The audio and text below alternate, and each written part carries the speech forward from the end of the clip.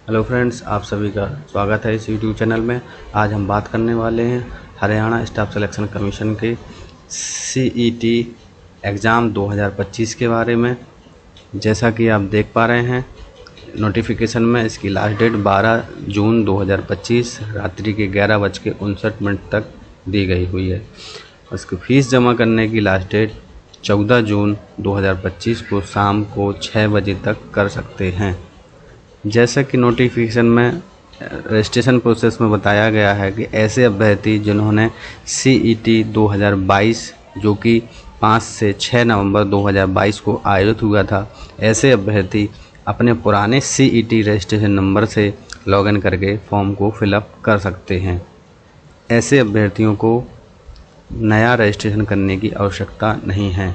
जो नए अभ्यर्थी हैं उन्हें न्यू रजिस्ट्रेशन पर क्लिक करके रजिस्ट्रेशन करना है, जिसमें उन्हें नया रजिस्ट्रेशन नंबर और रेफरेंस आईडी प्रदान की जाएगी।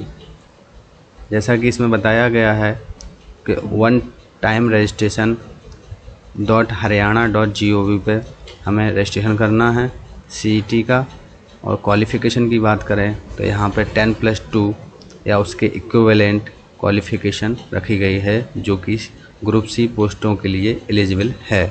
फ्रेंड्स, हम पहुंच चुके हैं ओटीआर रजिस्ट्रेशन के इंटरफेस पे। यहाँ पे हमें दो ऑप्शन देखने को मिल रहे हैं। एक न्यू यूज़र रजिस्ट्रेशन, यानी कि जो नए अभ्यर्थी हैं जिन्होंने अभी तक रजिस्ट्रेशन नहीं किया है, वे यहाँ से नया रजिस्ट्रेशन करेंगे।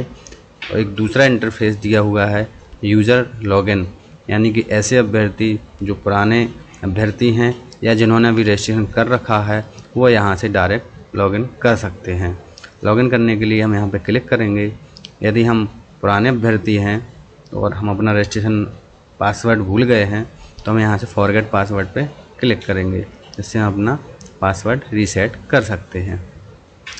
चलिए आज देखते हैं, न्यू यूज़र रजिस्ट्रेशन पे क्लिक करते हैं।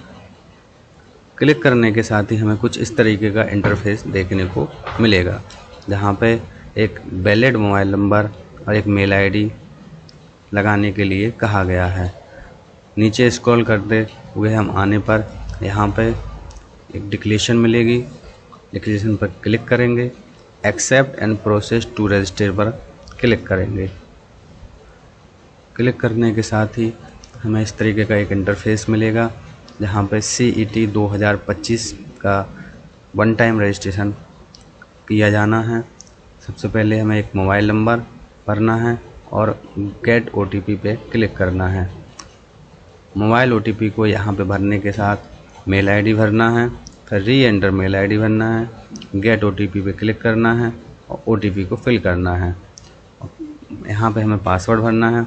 पासवर्ड पॉलिसी में दिया हुआ है कि पासवर्ड 8 कैरेक्टर का होना चाहिए, जिसमें से एटलीस्ट 1 अपर केस का और 1 स्पेशल कैरेक्टर का होना चाहिए।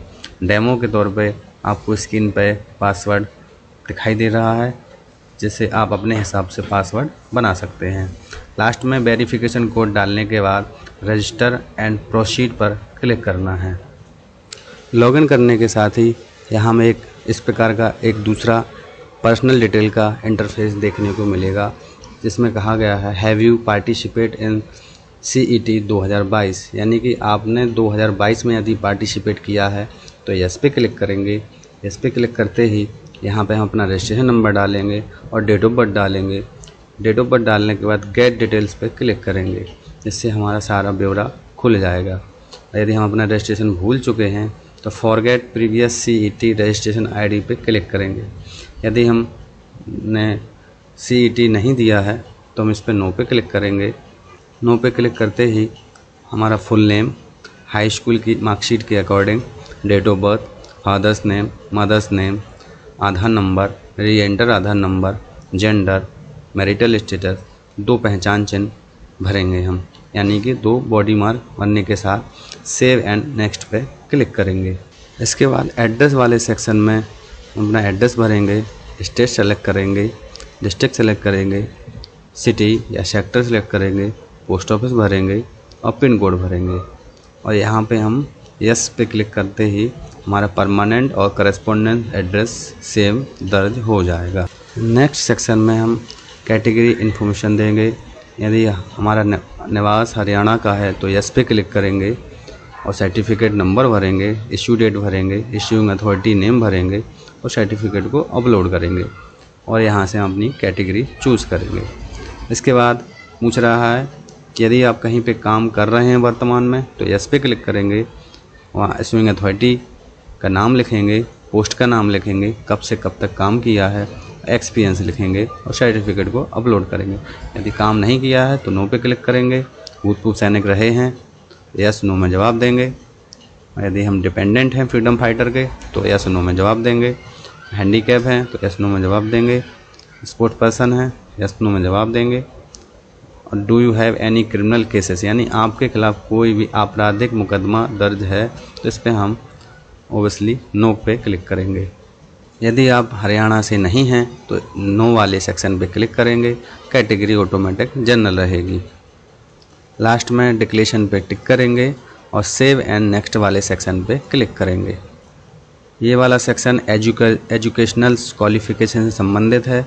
यदि हम 12th पास हैं तो इस वाले सेक्शन पे क्लिक करेंगे, 12th परसुइंग है, अपीयरिंग है तो इस वाले सेक्शन पे क्लिक करेंगे, 10+2 इक्विवेलेंट कोई डिग्री या डिप्लोमा है तो इस पर क्लिक करेंगे, 10+2 इक्विवेलेंट परसुइंग है तो इस पर क्लिक करेंगे, इसके अलावा कोई एडिशनल क्वालिफ़िकेशन है तो इस वाले पे क्लिक करेंगे, यदि एडिशनल क्वालिफ़िकेशन परसुइंग है तो इस वाले पे क्लिक करेंगे।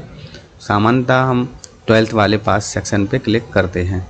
इसके बाद हम हाई स्कूल और इंटर की डिटेल भरेंगे, यहाँ पे स्ट्रीम भरेंगे, यहाँ पे हम बोर्ड का नाम भरेंगे, पासिंग ईयर भरेंगे, इसके बाद हम यहाँ पर रोल नंबर भरेंगे, यहाँ पर परसेंटेज भरेंगे और सर्टिफिकेट को यहाँ पे अपलोड करेंगे।